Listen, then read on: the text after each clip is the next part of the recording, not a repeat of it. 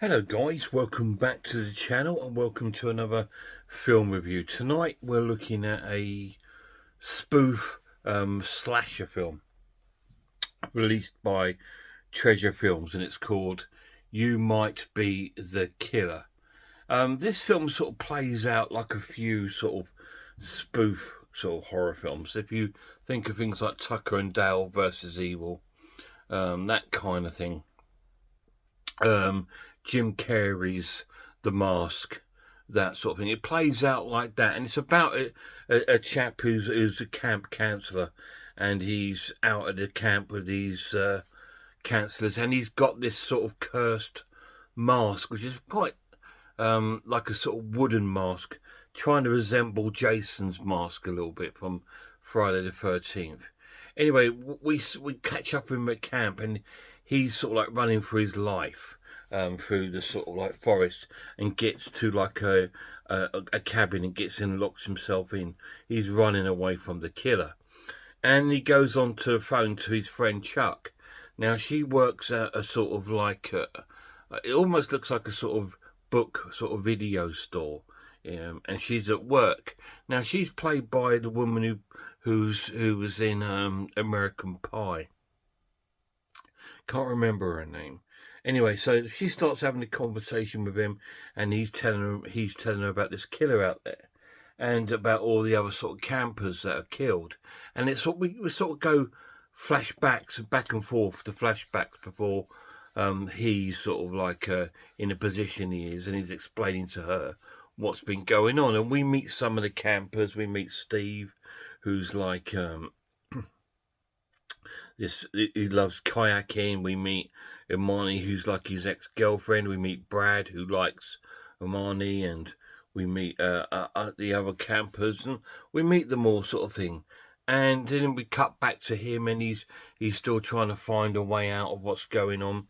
And she feels, and he tells her about one of the kills of Steve.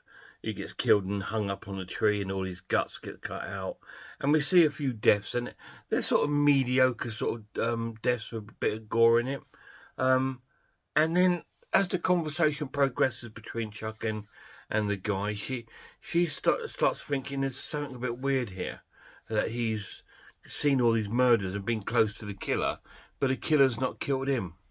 And she starts asking him questions about is he got blood on him? He goes, yeah, and he's got a weapon. He goes, yeah, it's like the killer's weapon. And then he tells about the mask, and then he finds out that he's the killer. And then he tries to get rid of the mask, but the mask won't allow him. It just sort of like it's attached to him as a person. So every time he tries to get rid of it, he can't. And he wears the mask, he turns into like this serial killer. And it's an amusing film, and we see sort of like her trying to have a conversation on the phone with him about things that he can try and do. She's really sort of like casually laid back about it, like it's totally normal and all this sort of thing. And it's okay. It sort of plays out with, sometimes it pauses and we get writing on the screen telling you what's happened, a bit like Zombieland when that happens. So we've got that little elements going on in there. And obviously it's like Jim Carrey's The Mask, obviously, because when Jim Carrey put the mask on, he turned into the Mask Guy. Well, this is quite similar. When he puts this mask on, he turns into our sort of like serial killer. And that's how the sort of film plays out. I won't tell you any more because I want you to try and watch it and find out. I thought the fun was a really cool, really good sort of fun film. There's nothing new brought to the table with it. That's probably only negative. It doesn't bring anything new. I mean, it because this stuff has sort of like been done, and they've kind of rolled it into one, and that's all they've kind of done. But it plays out all right. The pluses of it, it looks really nice. It's filmed really well. It's filmed like a typical sort of Friday the 13th sort of looking sort of film at a summer camp. It plays out really well like that, and it's all filmed at night with loads of trees and a lake. and it all plays out really well. And you get to know some of the characters, and it's quite funny little flashbacks that sort of remembers, like a little bit like Tucker and Dale and stuff like that. And she's trying to help him through getting over being this killer, and it's good fun. So I'm going to score the fun a great fun watch and give it an 8 out of 10. It's not a 9 out of 10 or a 10 out of 10 because it's just not that sort of film. It's just a funny sort of comic sort of spoof slasher film, and it's good fun. It's a good sort of Saturday popcorn movie sort of film to sit down and watch with your mates and that. You'd have a bit of a giggle at it, as long as you love horror films and you know your slasher films. You will see there's some references scattered amongst the sort of film. She talks about Maniac Cop and all this sort of thing, and so it plays out really good fun, and it's cool. The negatives is it is very, very predictable, and it doesn't bring anything new to the genre. But then again, does every film have to bring something to the genre? Can it just be there for fun and have its own little spot where it deserves to be? And I think this sort of film does. The edition that comes with Treasured Films, you get a really nice sort of slipcase. It comes with a reversible cover sleeve. It comes with the Blu-ray film, which has quite a few special features on it. And it also comes with like a collector's sort of booklet. So you can see the killer looks a bit like Jason.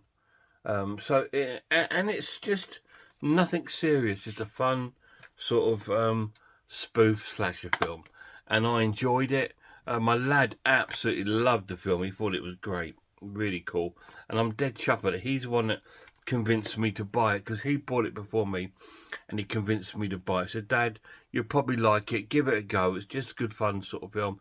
And he was right, and it's cool. So yeah, really cool. You Might Be the Killer, 8 out of 10. Any of you guys seen it? If you have, let me know down below what you think of it. Like I said, it's just a fun film. It brings nothing to the genre. It takes nothing away from the genre. Doesn't take itself seriously. The cast is quite cool, and they play it out really well, and it's quite funny. Like these two holding a conversation while he's actually a serial killer and all these killings going on. It's quite a fun sort of idea, and that's it. Guys, thank you for tuning into this video.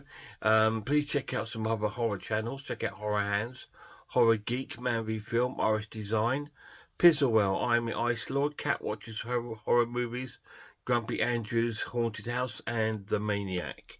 And a massive shout out to my lad. Till next time, look after yourselves, look after one another, and I really hope I see you all soon.